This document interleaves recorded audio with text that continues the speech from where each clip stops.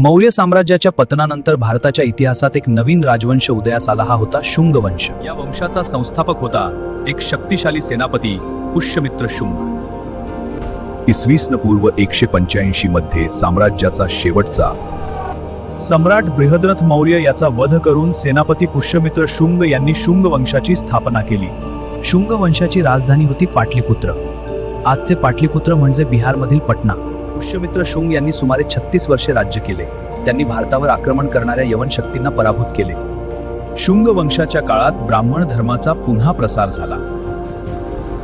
याच काळात सांची स्तूप आणि बरहुत स्तूप यांची मोठ्या प्रमाणावर दुरुस्ती व सजावट करण्यात आली। शुंग वंशात एकूण 10 राजे झाले। या वंशाचा शेवटचा राजा होता देवभूती। त्याच्या मंत्र्यानेच त्याचा वध करून काण्व वंश स्थापन केला। मौर्य साम्राज्यानंतर भारताच्या इतिहासात महत्त्वाची भूमिका बजावणारा राजवंश म्हणजे शुंग वंश। अशा ऐतिहासिक माहितींसाठी स्टडी विथ AI मराठी चॅनेलला सबस्क्राईब करा।